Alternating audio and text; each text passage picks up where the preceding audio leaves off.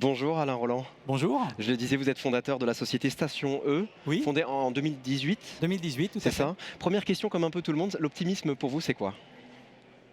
Vous faites penser à une phrase de Churchill, Ok. le pessimiste voit une difficulté dans toute opportunité et l'optimiste voit une opportunité dans toute difficulté.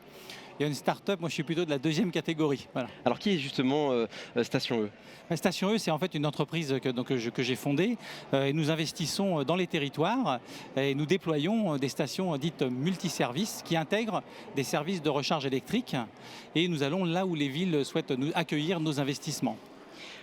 Pourquoi prendre cette position de multiservice? Parce que c'est ça effectivement, et pourquoi? C'est essentiellement une question de modèle économique. Aujourd'hui, on voit que la croissance du parc, notamment de la recharge Ouais. électrique ou du parc de distribution du très haut débit, il est une croissance de 10-15%, là où les véhicules électriques, vous avez dû l'apprendre récemment, qu'on a une croissance de 150%. Donc il y a un moment donné où il y a un problème si l'infrastructure ne suit pas. Donc il faut que économiquement ce soit viable et la charge électrique ne suffit pas à rentabiliser la station. Donc on rajoute des services autour de trois piliers, le digital, le télécom, la proximité, les circuits courts Concrètement, et puis le avec des dialogue. exemples. Alors par exemple l'autopartage Ok. sur la station, les casiers connectés.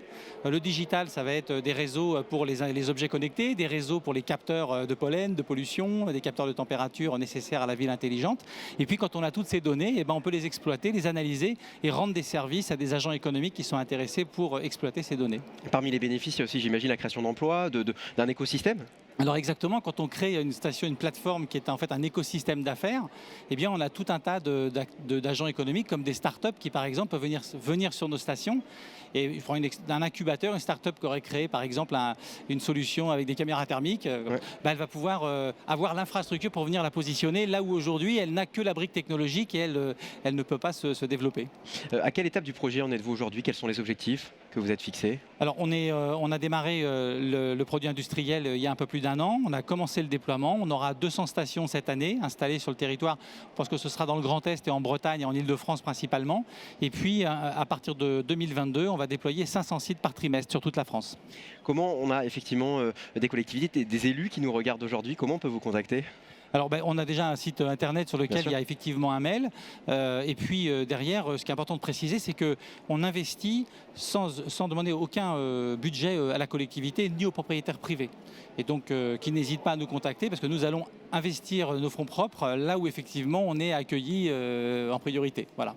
Quel est le rôle de la Banque des Territoires sur ce sujet? Alors la Banque des Territoires est au capital, je les remercie déjà pour leur Important de le dire. confiance. Et donc c'est vrai que la Banque des Territoires nous accompagne puisque nous investissons, nous nous endettons et donc nous nous endettons auprès de la Banque des Territoires. Merci beaucoup Merci. Alain Roland d'être venu dans cette Social Room nous parler de Station E et bonne continuation avec Station E et bon printemps des territoires aujourd'hui. Je pense que vous avez vous aussi un programme un peu chargé Merci. aujourd'hui. On est 100% digital. Merci Alain Roland.